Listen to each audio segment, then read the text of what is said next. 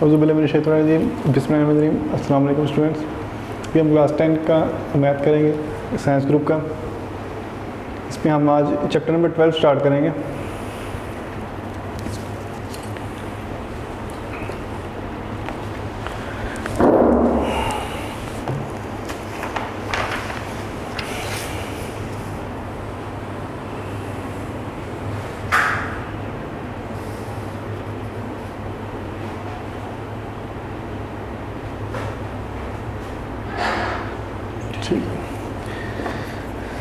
Chapter number 12 असल में हमारा थ्योरम का चैप्टर है। इसमें आपको जो बोर्ड में थ्योरम आना है उसमें से आएगा और साथ इसके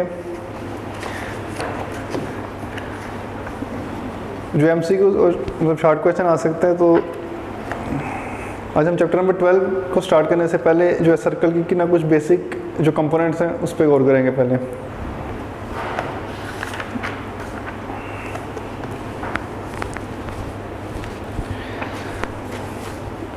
तो भाई सर्कल के ना बेसिक कॉन्सेप्ट्स पे हम बात कर लेते हैं। इस तरह के फॉर एग्जांपल सर्कल की पहले डेफिनेशन आपने देखनी है कि सर्कल होता क्या है।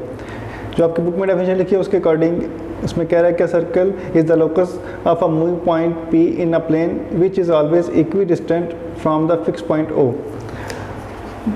तो यहाँ पे जो पहली बात है उसमें यह है कि क्या circle is a locus of a moving point P in a plane. यहाँ पर प्लेन जो है वो कार्टेशियन प्लेन की बात कर रहा है, जिसमें को हम एक्स वाई प्लेन भी कहते हैं। और इसके अंदर अगर एक पॉइंट मूव कर रहा है और फिक्स पॉइंट से इक्वी डिस्टेंट है, मतलब फॉर एग्जांपल अगर ये हमारे पास प्लेन हो एक्स वाई प्लेन, मतलब यहाँ पे एक पॉइंट है,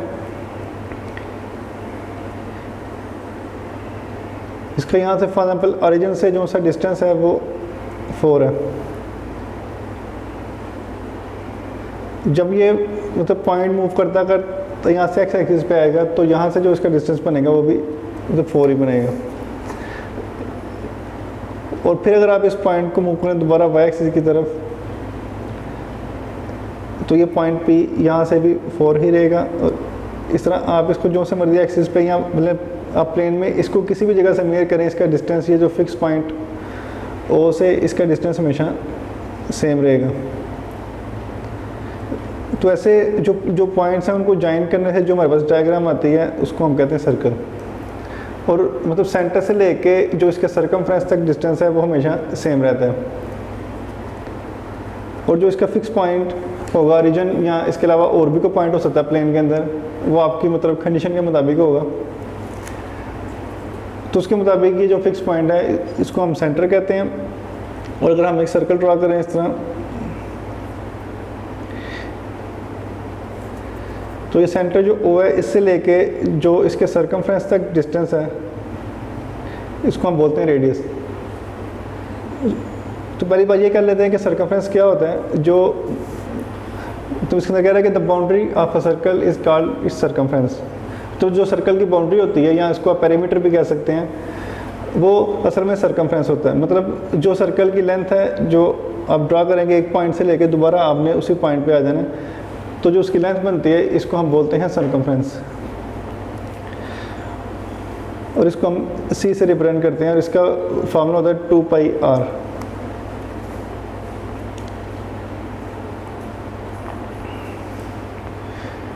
तो ये जो सर्कल का सेंटर है O इससे लेके यहाँ पे जो सर्कल के सर्कमफ्रेंस तक डिस्टेंस है इसको हम बोलते हैं रेडियस।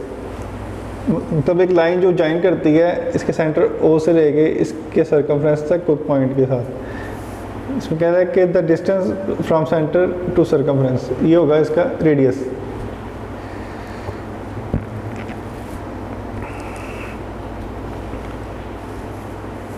इस तरह हम एक सर्कल ड्रा करते हैं,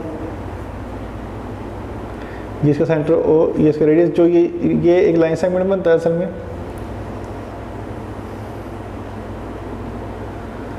कहता है कि लाइन सेगमेंट यानी द सेंटर एंड सर्कमफ्रेंस, जो उसकी जो लेंथ होती है ना उसको रेडियस सेगमेंट बोलते हैं।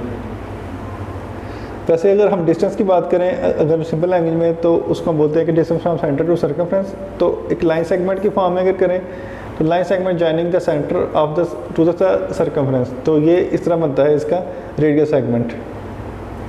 इसमें जो हमने बात की एक बार दोबारा रिपीट कर लेते हैं। यहाँ पे सर्कल मतलब सर्कल जो है असल में लोकस होता है, मतलब एक पॉइंट को मूव करें अगर आप प्लेन के अंदर तो जो कि इक्वी डिस्टेंट होना चाहिए दूसरे जो इसका फिक्स पॉइंट है ओरिजिन उससे वो इक्वी डिस्टेंट होना चाहिए।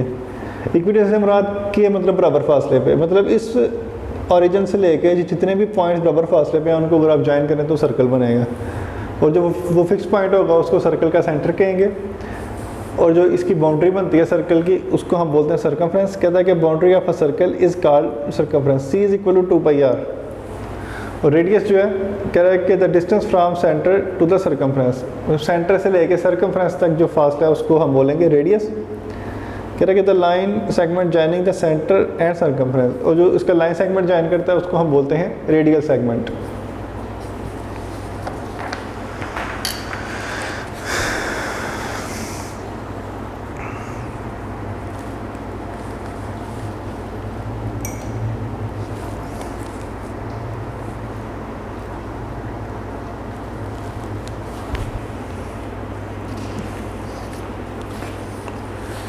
इसके बाद आती है आर्क। आर्क क्या होती है असल में, अगर हम एक सर्कल का सर्कमफ्रेंस ड्रा करें तो ये एक पूरा सर्कल आता है हमारे पास। लेकिन अगर हम इसका एक पार्ट को यहाँ से कट कर लें, फॉर एग्जांपल ये ए से लेके बी तक, तो ये सर्कल की लेंथ बनती है, इसको हम इतनी सी लेंथ ले सकते हैं ए से बी।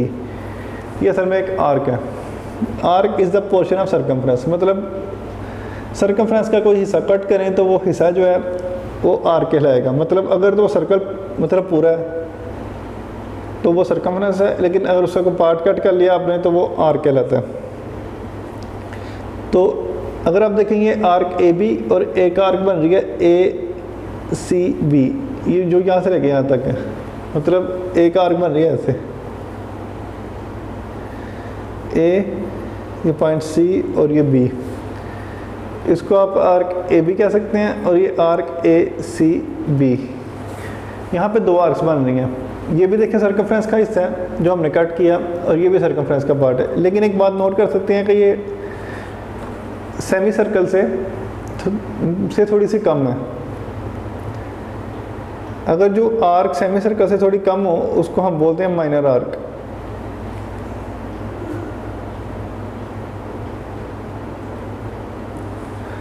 और सेमी सर्कल से थोड़ी ज़्यादा हो उसको हम बोलते हैं मेजर आर्क। एक आर्क जो है वो सर्कमफ्रेंस का पार्ट होता है। अगर वो पार्ट सर्कमफ्रेंस से जो मतलब सेमी सर्कल का मतलब एरिया सेमी सर्कल की जो साइज होता है उससे अगर वो थोड़ा सा कम हो तो उसको माइनर आर्क बोलते हैं। अगर वो सेमी सर्कल से ज़्यादा हो तो उसको बोलते हैं मेजर आर्क। आगे तक कॉर्ड क्या चीज़ है, फॉर एग्जाम्पल ये हमने एक सर्कल बनाया, इसका सेंटर एक हमने पॉइंट लिया सेमी सर्कल के ऊपर ए और एक पॉइंट लिया बी, इनको ज्वाइन करने से जो लाइन आती है इसको कॉर्ड बोलते हैं।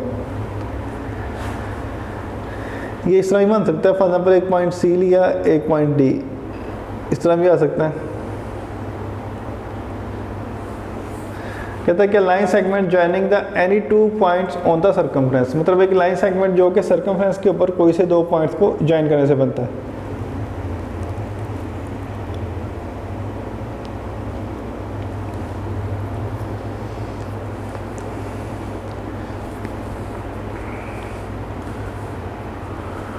आगे डायमीटर कहता है कि card passing through the centre of a circle, कहता है कि एक ऐसा कार्ड जो सर्कल के सेंटर से पास करता है। फॉर एग्जाम्पल ये सर्कल है हमारे पास सेंटर, और ये इसके सेंटर में से पास कर रहा है कार्ड ए बी, ये इसका डायमीटर होगा। और डायमीटर जो है वो डबल होता है मतलब रेडियस का, अगर दो रेडियस होंगे तो एक डायमीटर बनेगा। से फॉर एग्जाम्पल ये भी अब मतलब जिस मर्जी डायरेक्शन में ले सकते हैं इसको, लेकिन ये पहली कंडीशन सेटिस्फाई कर रहा है कार्ड की, चूँकि इसके दोनों पॉइंट जो हैं वो सर्कल के ऊपर है और साथ ही सेंटर में से पास कर रहा है।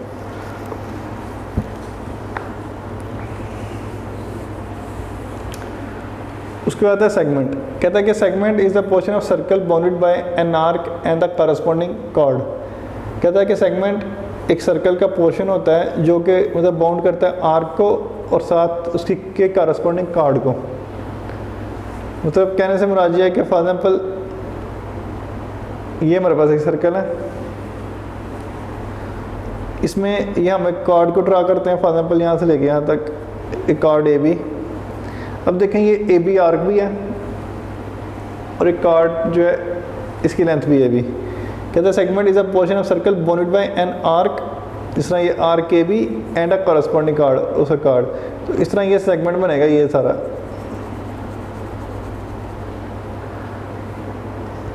तो सेगमेंट के लिए एक कार्ड होना और एक आर्क होना शर्त है। लेकिन अगर आप देखें तो ये जो सा पोर्शन है ये वाला, ये भी सेगमेंट की शर्तें पूरी कर रहा है ऊपर वाला।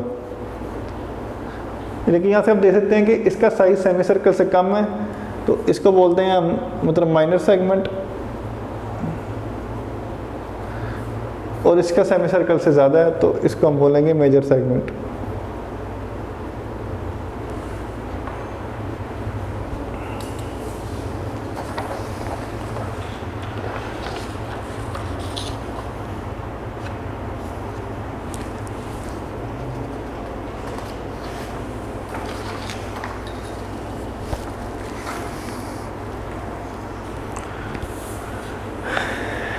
इसके बाद है आगे सेक्टर। कहता है कि sector of a circle is a plane figure bounded by the two radii and the arc intercepted between them. तो कह रहा है कि फॉर एग्जाम्पल ये हमारे पास एक सर्कल है, इसका हम एक रेडियस ड्रा करते हैं ये और दूसरा रेडियस ये, दोनों साइडों से सेम होता है ये। तो कहता है कि sector is a plane figure bounded by two radii, ये कि हमने टू रेडिया ड्रा कर ली और इनकी जो सी इंटरसेप्टेड आर्क है वो ये है। इस तरह ये आर्क होगी और ये दो रेडियस हो गए, इनसे जो सा रीजन बनता है ये वाला, ये है सेक्टर।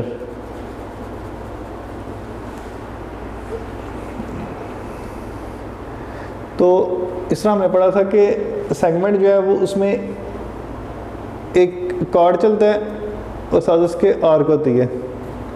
तो ये जो चीज़ है ये सेगमेंट है और ये सेक्टर है।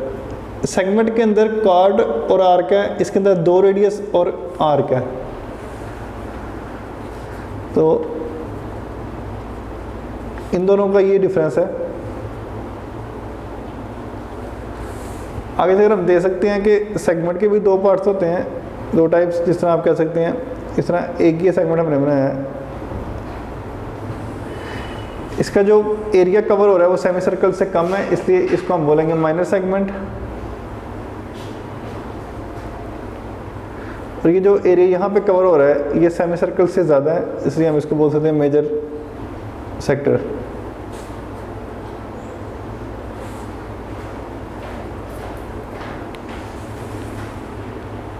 तो ये बातें हमें ज़हन में रखनी जब हम थ्योरम सॉल्व करेंगे। ये इसकी टर्म्स थी बेसिक जो सर्कल में यूज़ होनी है।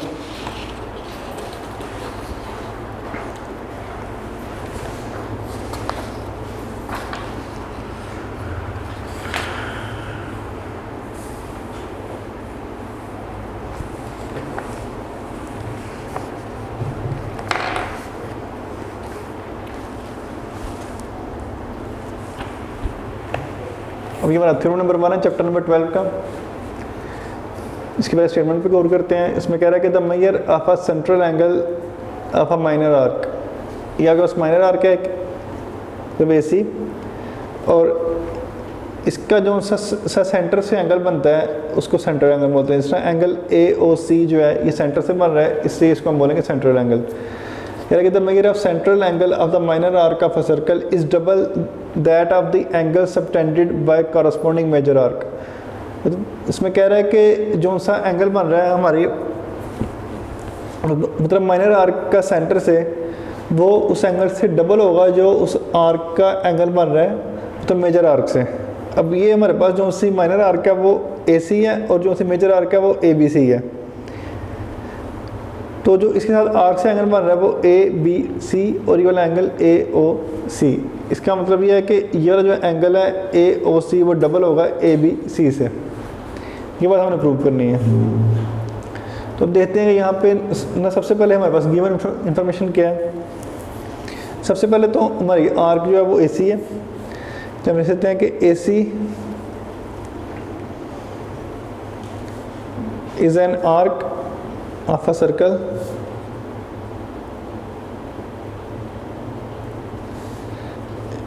विद सेंटर ओ, इसका सेंटर ओ और ये होगी एक आर्क। उसके बाद एंगल जो था ए ओ सी वो सेंट्रल एंगल था,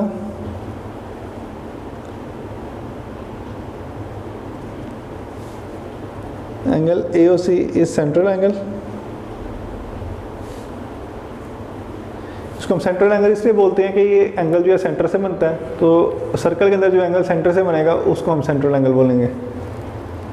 और जो एंगल ए बी सी है वो सर्कम एंगल है। सर्कम एंगल इसलिए बोलते हैं जो कि ये सर्कल के सर्कमफ्रेंस से बनता है।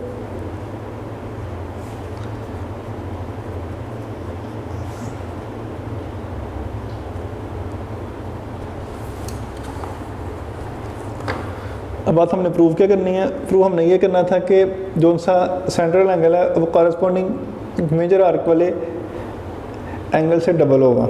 इसका मतलब ये हुआ कि एंगल जो measure of angle A O C is equal to 2 of measure angle A B C.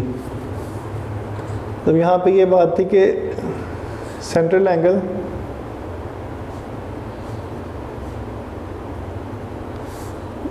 is double than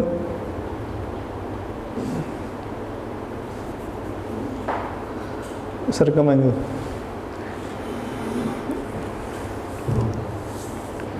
अब यहाँ से हमने कंस्ट्रक्शन में ये करना है कि हमने बी और ओ को ज्वाइन करना है और इसको पॉइंट डी तक ले जाना है और आगे से हमने एंगल्स बनाने हैं यहाँ पे।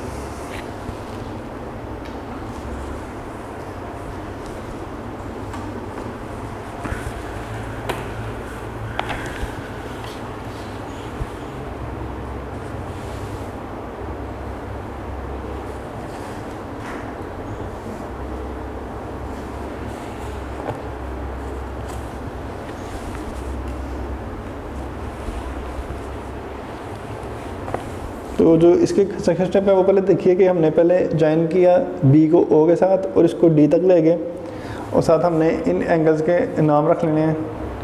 फॉर एग्जाम्पल ये एंगल पॉइंट ए पे जो है इसका नाम रखेंगे 1, इसके साथ जो एंगल यहाँ पे इसको 2 हम कह सकते हैं, फिर इधर 3, फिर ये वाला एंगल 4 और ये 5 और ये 6। अभी हमने यहाँ पे कंस्ट्रक्शन की, इसको अब हम अपनी वर्डिंग में लिखेंगे। इधर पहले हमने ज्वाइन किया बी को ओ के साथ, तो इसलिए हम लिख सकते हैं यहाँ पे ज्वाइन बी टू ओ।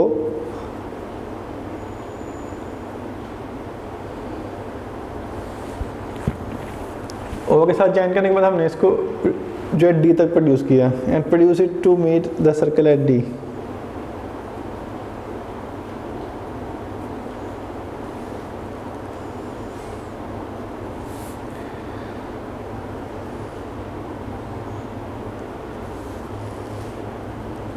उसको हम डी तक ले गए। उसके बाद हमने एंगल के नाम रखे थे यहाँ पे, तो राइट द एंगल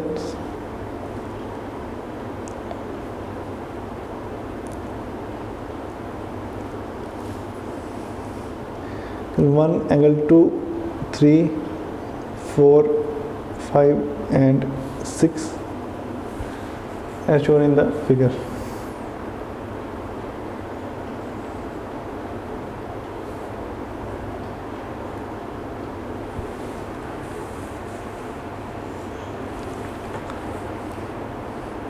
अब यहाँ से हमने इस एंगल को प्रूव करना है कि ये एंगल जो एंगल ए ओ सी है वो डबल है एंगल ए बी सी से। इसके हम करेंगे स्टेटमेंट एंड रीज़न लिखेंगे आगे।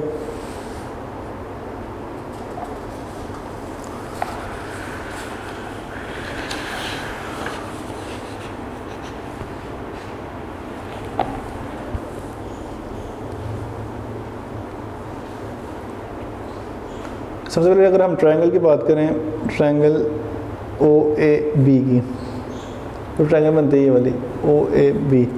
इसके अंदर एंगल 1 जो है वो एंगल 3 के इक्वल हो सकता है। वो कैसे? क्योंकि हम देख सकते हैं कि ओ से लेके जो ए तक डिस्टेंस है वो असल में रेडियस है और ये भी डिस्टेंस जो ओ से लेके बी तक है ये भी एक रेडियस है। तो इसका मतलब ये हुआ कि ये आइसोसेलेस ट्रायंगल है। अगर ये आइसोसेलेस ट्रायंगल है तो इसका मतलब ये है कि इसकी 2 साइड्स इक्वल हैं और दो साइड इक्वल होते हैं तो दो एंगल्स भी इक्वल होते हैं। जी हमने 9th क्लास का जो थ्योरम था चैप्टर नंबर 10 के अंदर सेकंड थ्योरम, उसमें हमने ये बात प्रूव की थी कि अगर एक ट्रायंगल की दो साइड्स इक्वल हैं तो उसके करस्पॉन्डिंग एंगल्स भी इक्वल होंगे। इस वजह से हम कह सकते हैं कि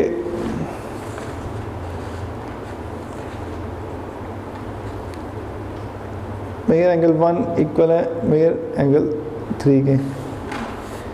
इसका हम रखते हैं 1।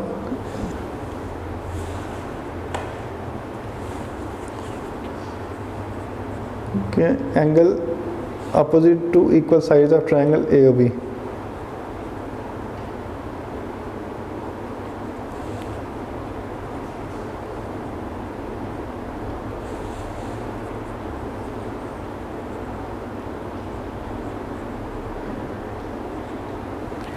इस तरह अगर हम दूसरी ट्रायंगल देखें जो कि ओ बी सी है, ओ बी सी, इसमें भी ये ओ से लेके सी तक जो है ये एक रेडियस है और ओ से लेके बी तक ये भी रेडियस है।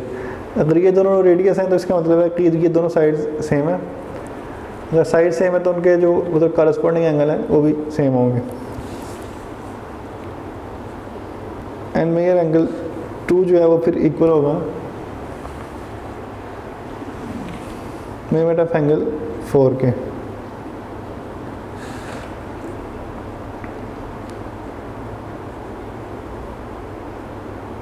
Angle opposite to equal sides of triangle OBC।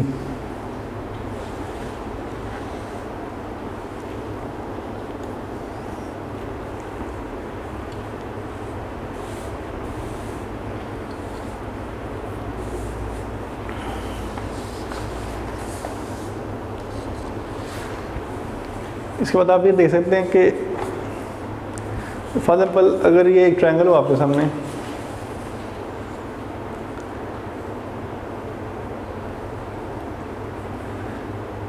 इसका अगर ये एंगल 60 का है, ये एंगल भी 60 का है, तो ये जो एक्सटीरियर एंगल होता है ये 120 का होगा। इस बात से मुराद ये है कि जो इंटीरियर एंगल है मतलब जो अंदर वाले एंगल हैं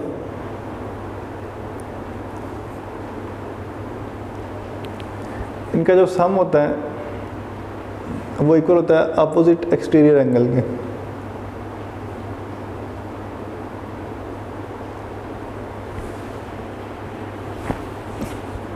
तो ये भी एक थ्योरम की स्टेटमेंट है कि जो एक्सटर्नल एंगल है वो मतलब इक्वल होता है अपोजिट इंटीरियर एंगल के सम के। तो अगर हम यहाँ पे ट्रायंगल की शेप देखें इसकी, ट्रायंगल ओ ए बी की, तो ये इसके इंटीरियर एंगल है और ये बाहर में जो एंगल 5 है ये इसका एक्सटीरियर एंगल है। इसलिए हम कह सकते हैं कि मतलब 1+3 जो है वो इक्वल है मेजर ऑफ एंगल 5 के।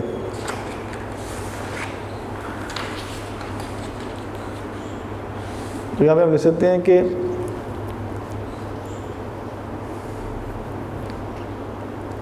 मेजर एंगल 5 जो है वो इक्वल है measurement of angle 1 plus measurement of angle 3 के, क्योंकि असल में ये मतलब एक्सटर्नल एंगल है 5 जो एक्सटर्नल एंगल है और ये दो अपोजिट इंटीरियर एंगल है।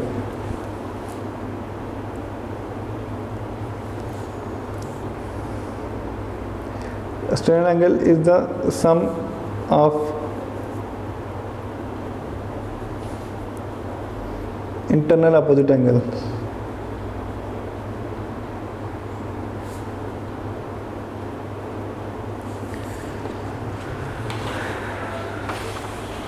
इस तरह अगर हम ये सेकंड ट्रायंगल देखें, इसके भी जो इंटीरियर एंगल है वो एंगल 2 और 4 बनता है और इनके जो अपोजिट एक्सटीरियर एंगल है वो एंगल 6 है। इससे हम कह सकते हैं कि जो यहाँ पे एंगल है मतलब जो सा इसका एक्सटीरियर एंगल है वो इंटीरियर एंगल के सम के इक्वल होगा। तो ये सेम वही स्टेटमेंट है।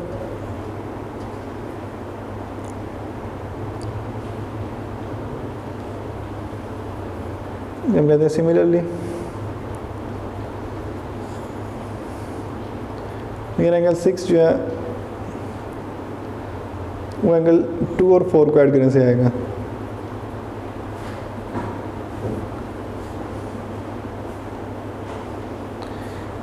इसकी भी सेम वही रीज़न है जो हमने स्टेटमेंट नंबर 3 में यूज़ की थी।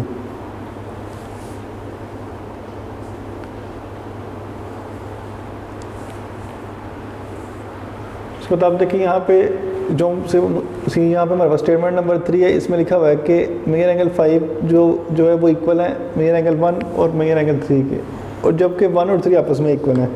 इसका मतलब है कि हम 1 की जगह पे 3 लिख सकते हैं यहाँ पे, इससे हम मतलब 1 और 3 को यूज़ करेंगे यहाँ पे, और 1 की जगह पे यहाँ पे 3 लिखेंगे।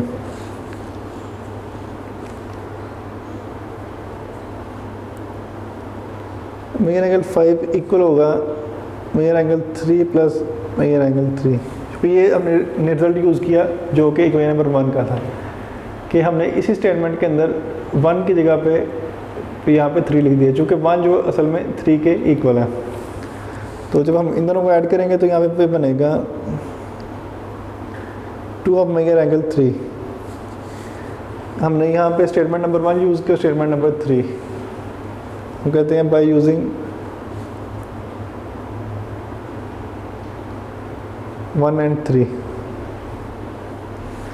इस तरह हम स्टेटमेंट नंबर 2 और 4 को यूज़ कर सकते हैं, चूँकि एंगल 2 जो है वो एंगल 4 के इक्वल है, और यहाँ पे एंगल 6 जो है 2 और 4 का सम है। तो यहाँ पे हम 2 की जगह पर 4 लिख सकते हैं।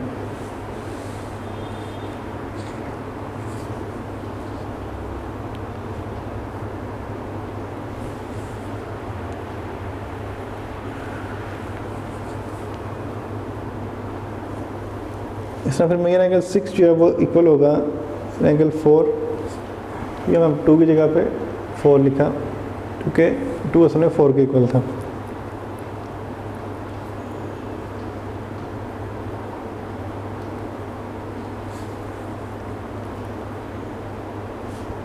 स्टेटमेंट नंबर 6 इसमें हमने यूज़ किया था बाय यूजिंग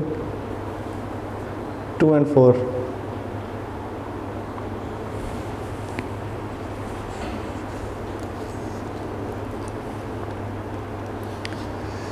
इसके बाद देखते हैं कि मतलब फिगर से क्या चीज़ हासिल हुई है।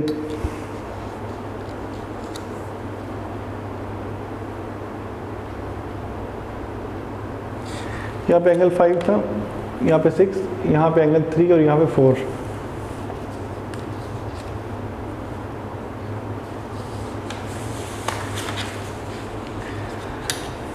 यहाँ से हमने प्रूव करना था कि एंगल AOB जो है वो मतलब हाफ है एंगल AOC का, या इसको आप कहते हैं कि एंगल AOC वो डबल है एंगल ABC के। फिगर भी आप देखेंगे 5 और 6 को अगर हम ऐड करें तो हमारे पास एंगल AOC आ जाता है। तो इस तरह हम यहाँ पे 3 और 4 को ऐड करें तो हमारे पास एंगल ABC आ जाता है। तो यहाँ पे जो इसकी साइड्स हैं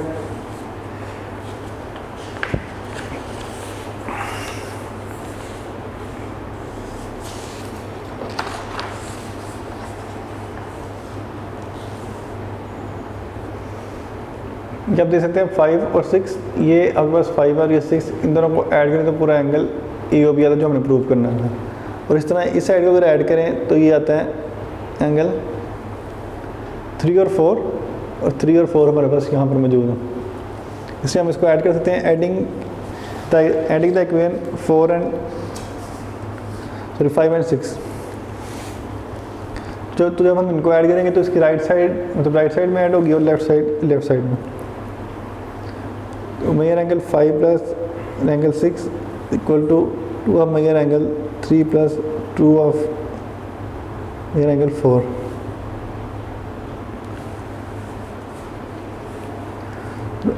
यहाँ पे एडिंग 5 एंड 6, तो जब हम इधर 5 और 6 को ऐड करेंगे तो हमारे पास पूरा एंगल आ जाएगा AOB।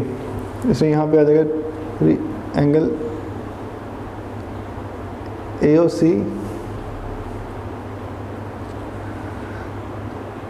यहाँ पे 2 कॉमन ले सकते हैं, अंदर measure angle 3 plus measure angle 4। AOC और यहाँ पे इसकी जगह पे आ सकता है 3 और 4 को अगर आप ऐड करें इधर से, अगर उस पूरा एंगल आता है ABC। तो इधर हम कहते हैं ट्रायंगल ABC। और हमने यही चीज़ प्रूव करनी थी कि जो एंगल AOC है वो मतलब डबल है एंगल ABC का। ये बात हमने यहाँ पर प्रूव कर ली, इसलिए हमारा फर्स्ट थ्योरम यहाँ पर प्रूव हो गया। इसकी आपने एक दो बार जो है रिटन प्रैक्टिस करनी है इसको लर्न करके, फिर ये मतलब इस चैप्टर का सबसे इम्पोर्टेंट थ्योरम है और ये कई बार मतलब बोर्ड में आ चुका है। अब इसके बाद नेक्स्ट थ्योरम करेंगे सॉल्व।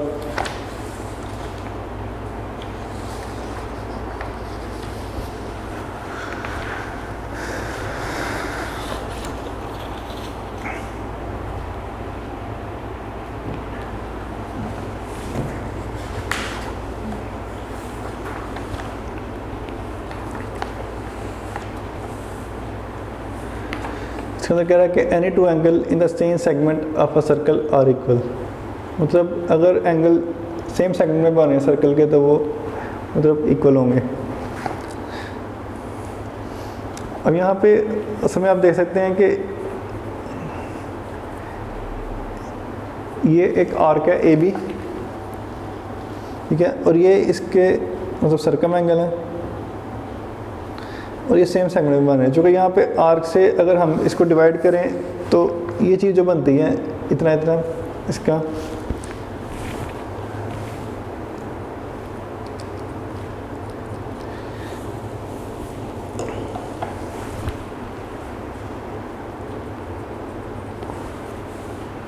अगर आप इस पार्ट को डिवाइड करें तो ये बनता है इसका माइनर सेगमेंट और ये ऊपर वाला बनता है मेजर सेगमेंट। तो इसमें कह रहा है कि अगर सेम सेगमेंट में एंगल बने हैं तो वो एंगल आपस में इक्वल होंगे। सबसे पहले हम गिवन में देखते हैं कि क्या चीज़ दी गई है, उसके बाद इस डायग्राम को मद्देनजर रखना।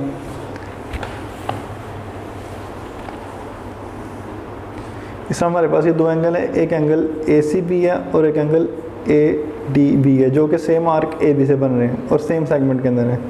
और चूँकि ये एंगल सर्कमफ्रेंस से बन रहे हैं इसलिए इनको हम कहेंगे सर्कम एंगल। इसलिए हम लिखते हैं यहाँ पे जो इन्फॉर्मेशन मेरे पास गिवन थी, angle ACB and angle ADB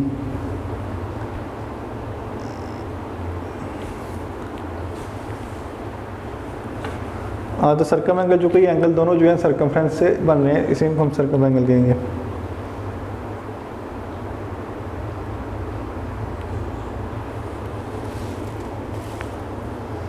in the same segment, और जबकि सर्कल का सेंटर है O।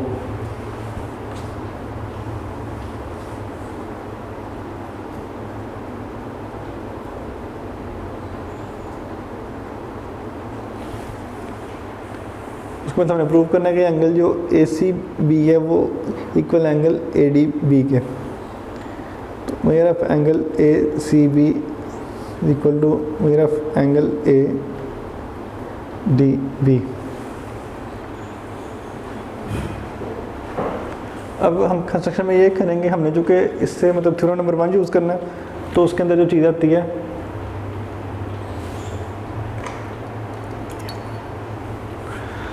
उसमें हमें साथ सेंटर एंगल चाहिए, इसलिए हम इसका साथ सेंटर एंगल ड्रा कर लेते हैं कि सेंटर O से आपने सेंट्रल एंगल ड्रा कर देना है इस तरह सेकंड स्टेप में।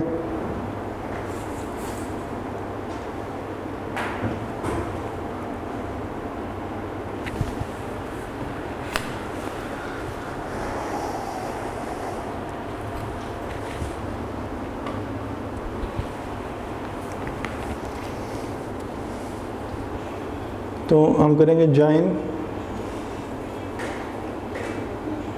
O with A and B, A and O with B, so that angle AOB is the central angle.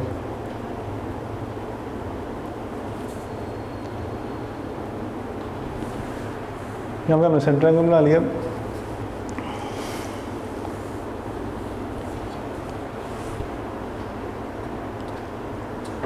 इसके बाद हम देखते हैं इसका प्रूफ, जिसमें हम स्टेटमेंट और रीज़न लिखेंगे।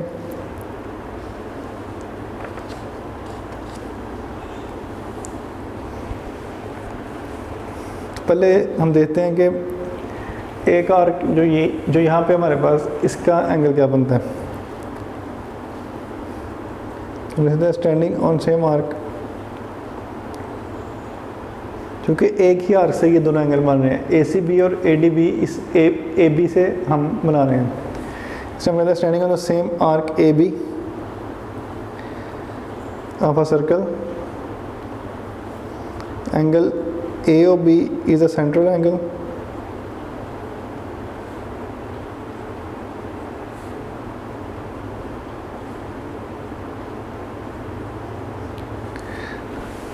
whereas angle ACB and angle ADB are the circumangles.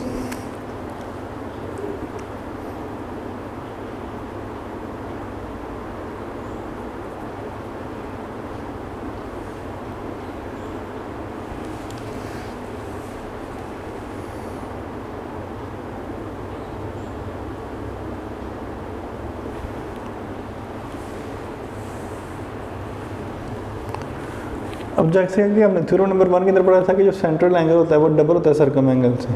अगर हम देखें इसकी डायग्राम को, अगर हम ये डायग्राम इतनी देखें ADB वाली, ये साइड इतनी, तो ये उस तरह की ही डायग्राम है जिस तरह कि हमने थ्योरम नंबर 1 में देखी थी।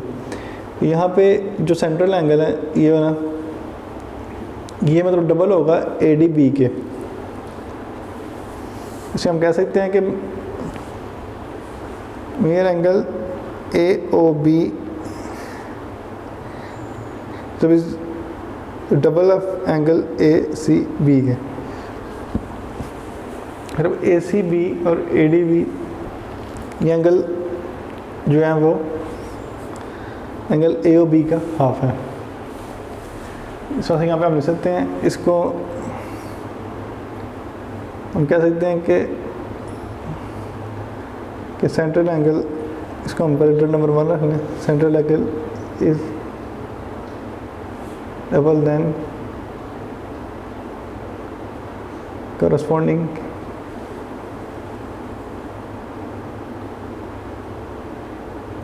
Circum angle. इस तरह जो मेजर एंगल AOB है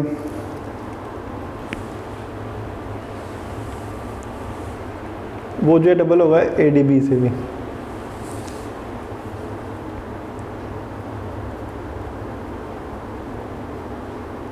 इसको हम 2 रख सकते हैं, उन दोनों के लिए स्टेटमेंट सेम ही है।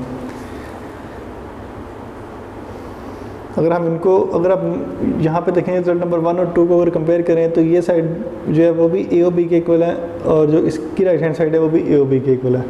अगर दो साइड्स इक्वल हों तो फिर उसकी जो बाकी दो साइड हैं वो भी इक्वल होती हैं। इसका मतलब ये हो गया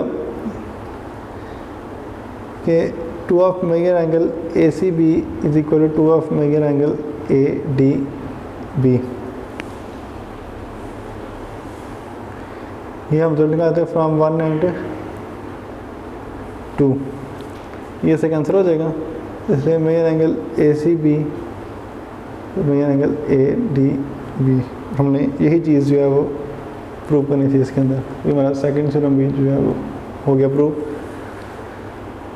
नेक्स्ट जो हम थर्ड थ्योरम प्रूव करते हैं।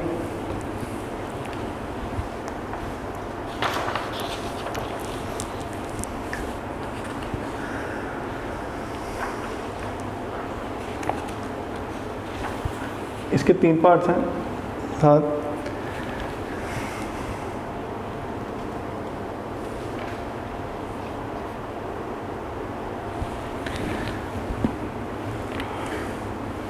इसमें कहता है कि the angle in a semi circle is a right angle. मतलब अगर एंगल सेमी सर्कल में बन रहा है, यहाँ पे सेगमेंट की बात हो रही है कि अगर एक एंगल सेमी सर्कल में बनता है तो वो राइट एंगल होगा, मतलब 90 डिग्री का एंगल होगा। तो उसके बाद कहता है कि the angle in the segment greater than semi circle is less than the right angle. कहता है कि जो सेगमेंट सेमी सर्कल से बड़ा होगा उसमें जो एंगल बनेगा वो लेस होगा 90 डिग्री से, मतलब वो एक्यूट एंगल होगा। सो ये वाला, तो ये तो सेमी सर्कल से सेगमेंट जो है वो ग्रेटर, तो इसमें जो एंगल बनेगा वो तो होगा लेस देन राइट एंगल, मतलब एक्यूट एंगल। उसको कह रहा है कि in a segment less than a semicircle is greater than the right angle. और ऐसा सेगमेंट जो कि सेमी सर्कल से ग्रेटर होगा, जैसा ये सेगमेंट बना हुआ है, इसमें जो एंगल बनेगा वो एंगल ग्रेटर होगा तो 90 डिग्री से, मतलब ऑब्ट्यूस एंगल होगा वो। ये बात हमने प्रूव करनी है।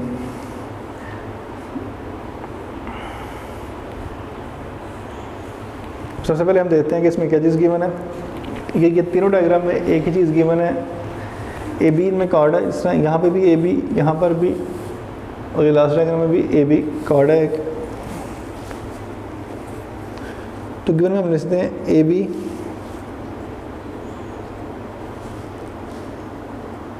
इज अ कार्ड, और ये करस्पॉन्ड कर रहा है आर्क ए डी बी के साथ। इधर आप डी बी बनाने साथ ए डी बी के साथ इसकी करस्पॉन्डेंस है।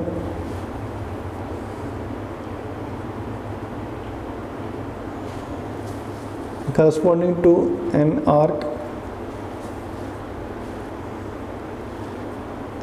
ADB।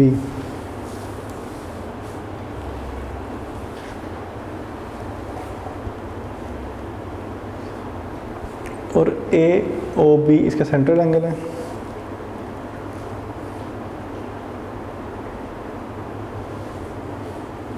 whereas angle AOB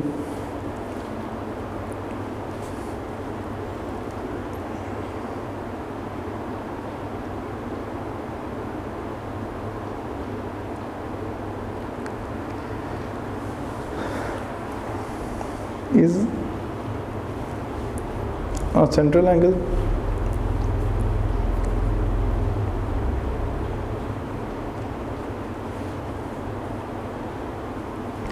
and angle ACB is a circum-angle। तो कोई एंगल सेंटर से बन रहा है इसलिए हम इसको सेंट्रल एंगल बोलेंगे, और ये एंगल इसके सर्कमफ्रेंस से बन रहा है इसलिए इसको हम सर्कम एंगल कह सकते हैं।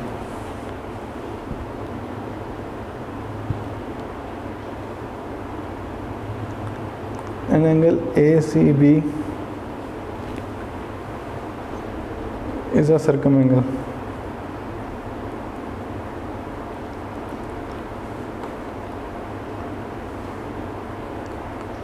of circle with center O।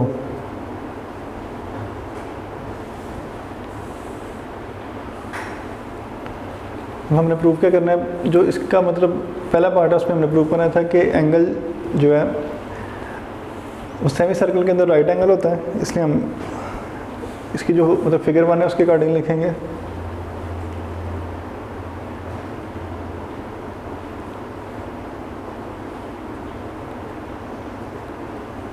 If sector ACB is a semicircle,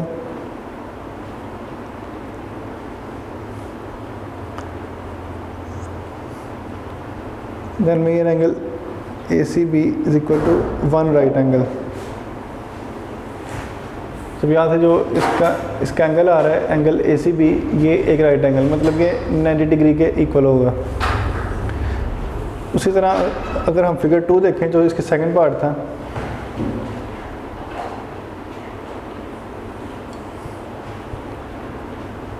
मैं कह रहा है कि इफ सेक्टर ACB, इसमें ये सेक्टर जो ACB है ये सेमी सर्कल से ग्रेटर है।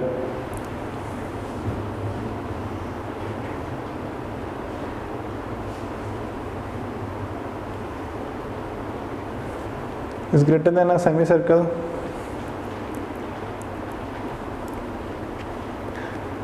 देन जो यही एंगल है ACB ये जो लेस होगा 1 राइट एंगल से।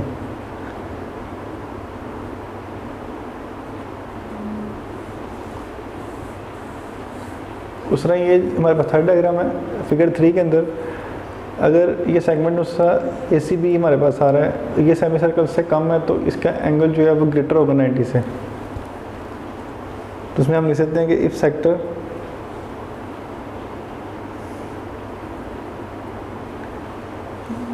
ACB is less than a semicircle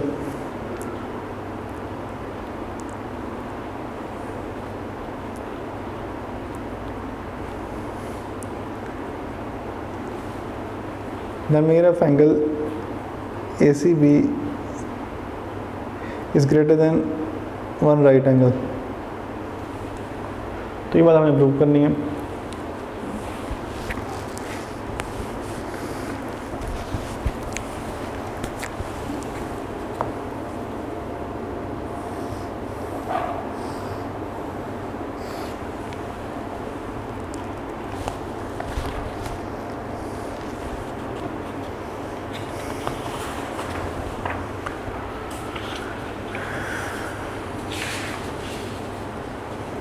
इसके हम स्टेटमेंट और रीज़न देखेंगे। पहले इसकी डायग्राम जो इसका सर्कल 1 है उसके बारे में बात करेंगे, जो इसकी फिगर 1 है।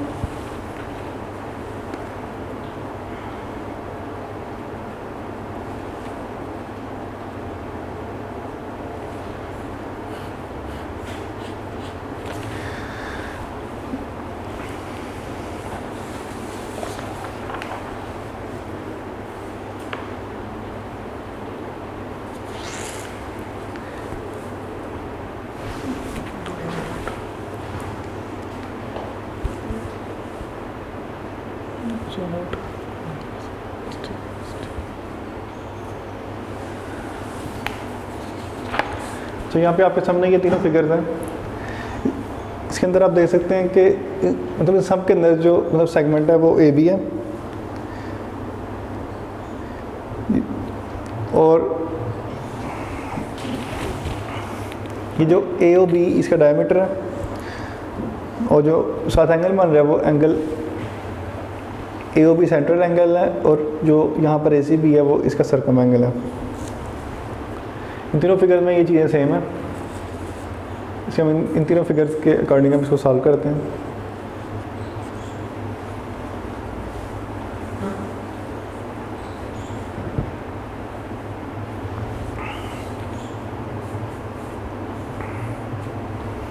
हम लिख सकते हैं in each figure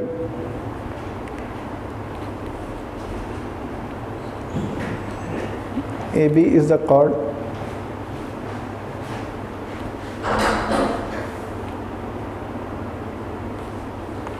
of a circle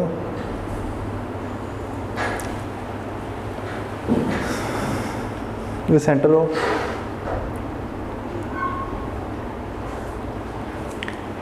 ये आपको तीनों फिगर में नजर आ रहा है कि यहाँ पर भी ए बी कॉर्ड है, यहाँ पर भी और यहाँ भी, और यहाँ पे तीनों में सेंटर जो है वो ओ ही है। इसके साथ जो इनका एंगल बना है सेंटर एंगल वो ए ओ बी, यहाँ पर भी ए ओ बी यहाँ पर, और यहाँ पर भी ए ओ बी बन रहा है साथ।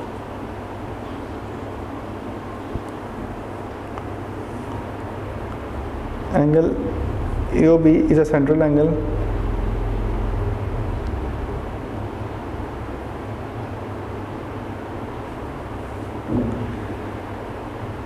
तो standing on the arc ADB, ये जो आर्क हमारी ADB बनती है तीनों के अंदर, इसके अंदर हम देखें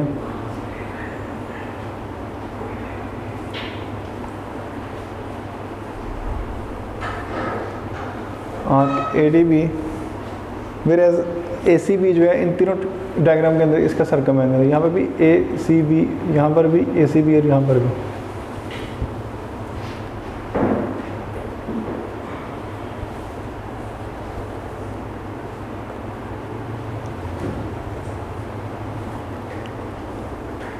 एंगल ACB इज द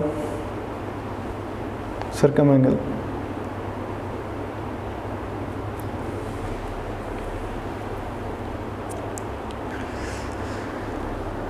ये सारी बातें हमें यहाँ पर गिवन के अंदर है।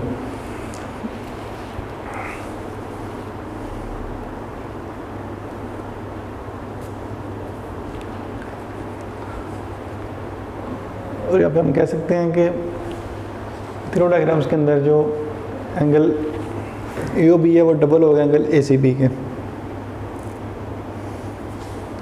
क्योंकि हमने थ्योरम नंबर 1 के अंदर पढ़ा था कि जो सेंट्रल एंगल होता है वो डबल होता है सर्कम एंगल के।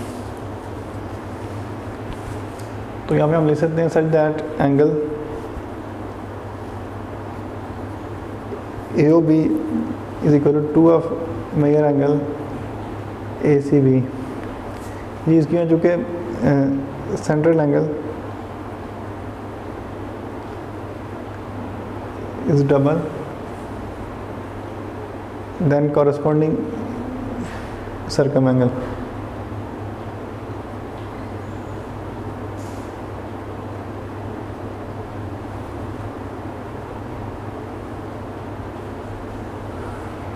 इसको हम स्टेटमेंट नंबर 1 रखेंगे।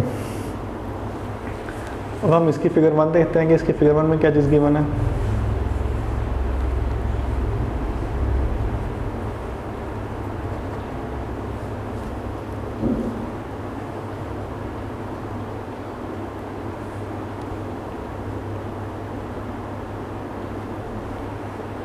हम देख सकते हैं कि जो एंगल AOB है ये एक स्ट्रेट लाइन है, और स्ट्रेट एंगल हमने पढ़ा था कि 180 का होता है। मतलब ये जो एंगल ओवरऑल कंप्लीट एंगल है यहाँ से लेके यहाँ तक, ये मतलब 180 डिग्री का।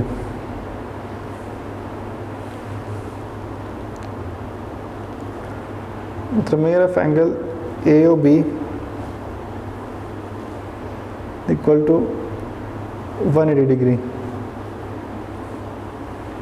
अगर 180 डिग्री है तो इसका मतलब होगा कि ये एंगल जो है वो 2 राइट एंगल के इक्वल है, क्योंकि कि जो 180 है वो मतलब जो 90 का डबल होता है। इस वजह से अगर 2 एंगल 90 डिग्री हो तो एक एंगल बनेगा 180 का। इसलिए हम कह सकते हैं कि मेरा angle AOB is equal to 2 right angles. इसका हम स्टेटमेंट नंबर 2 रख लेते हैं। तो यहाँ से आपने देखा कि जो AOB है वो 2 ऑफ मेजर एंगल ACB है, तो हम AOB की जगह 2 ऑफ मेजर एंगल ACB यहाँ पर पुट कर सकते हैं। तो 2 of measure angle ACB is equal to 2 right angle. ये हमने यूज़ किया क्वेश्चन नंबर 1 को 2 के अंदर, यूजिंग 1 इंटू ये 2 से कैंसिल हो जाता है यहाँ पे। हमें यहाँ से मिल रहा है measure angle ACB is equal to 1 right angle.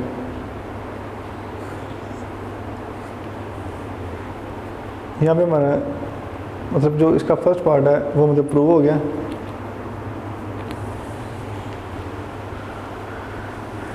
इसका मतलब सेकंड पार्ट है जो कि फर्स्ट में हमने यही चीज़ प्रूव करनी थी कि जो उससे मतलब ACB है वो इक्वल है 1 राइट एंगल का।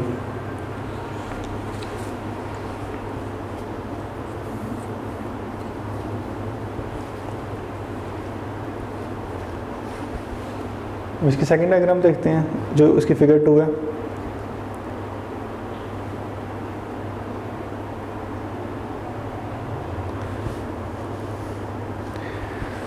यहाँ पे जो आपको इसका सेंट्रल एंगल नज़र आ रहा है AOB,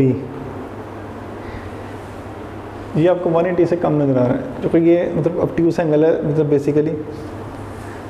तो यहाँ पे हम कह सकते हैं कि ये जो एंगल है वो मतलब स्मॉलर है 180 डिग्री से। Main angle AOB smaller than 180 degree. यहाँ से हम फिर मतलब इक्वेशन नंबर 1 को यूज़ करेंगे। फिर हम लिख सकते हैं AOB is less then 2 right angles, और AOB जो हमारा इक्वल था 2 ऑफ ACB के। हम लिख सकते हैं 2 ऑफ मेजर एंगल ACB।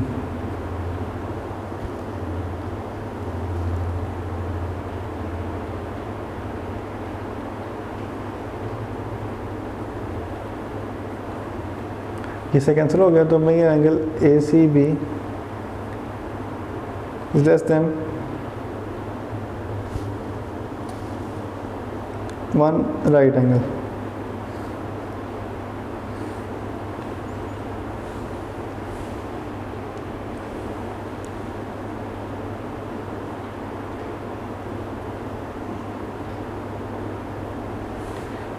ये बात भी यहाँ पर प्रूव होगी। नेक्स्ट इसका थर्ड देखते हैं। इसकी थर्ड जो इक्वेशन थी।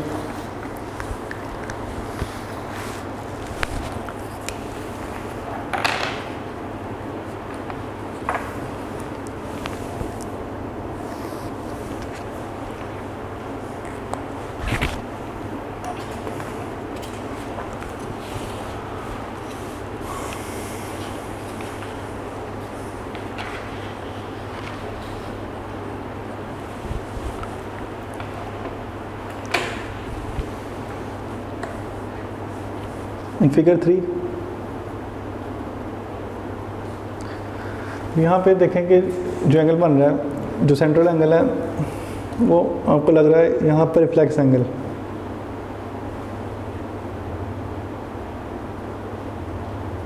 और वो ग्रेटर होता है 180 डिग्री से। Angle AOB is greater than 180 degree, तो यहाँ पे ये है असल में रिफ्लेक्स एंगल। तो इसके बाद हम कह सकते हैं कि मेरा angle AOB is greater than 2 right angles.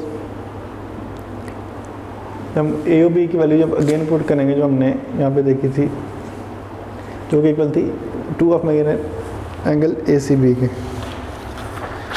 जो हमने यहाँ पे स्टेटमेंट नंबर 1 के अंदर रखी हुई थी, उसका हम अगेन यूज़ करेंगे।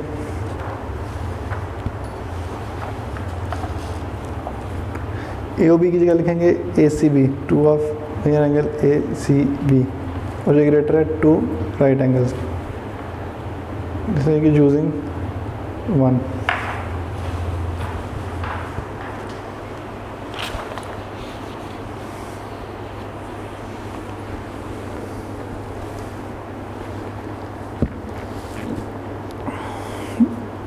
इसे कैंसिल हो गया, तो हम लिखते हैं measure angle ACB is greater than 1 right angle. ये हमारी यहाँ पर थर्ड फॉर्म में प्रूव होगी, इसलिए हम कह सकते हैं यहाँ पर ये बात प्रूव होगी।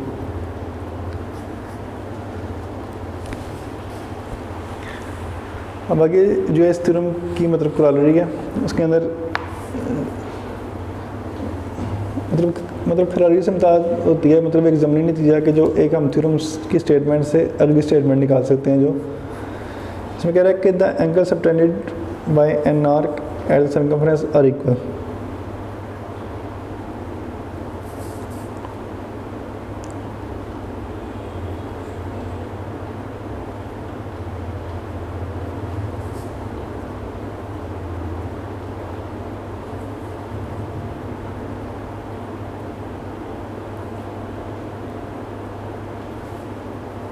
Of a circle are equal.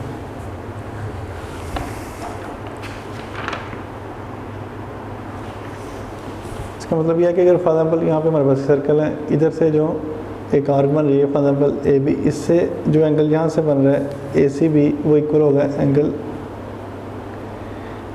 ADB के, या जो एंगल यहाँ से बन रहा है इस तरह, ये सारे एंगल जो हैं, इतने भी एंगल बनेंगे इस सर्कमफ्रेंस के अंदर, वो सारे इक्वल होंगे।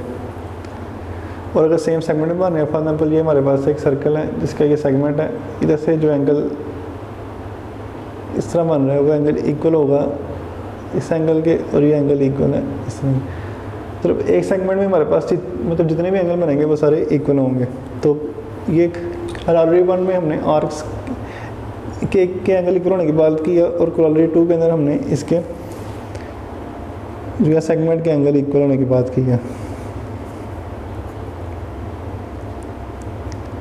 The angles in the same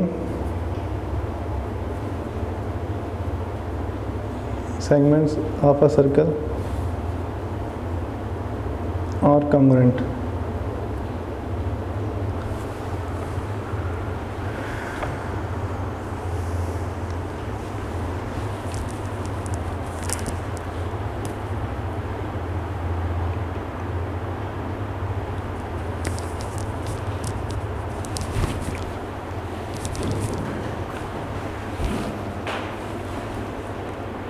video पसंद आई तो लाइक करें, अपनी राय कमेंट करें। ऐसे ही मजीद वीडियोस के लिए हमारा चैनल सब्सक्राइब करें और बेल का आइकन दबाएं ताकि आपको हर वीडियो का नोटिफिकेशन मिलता रहे।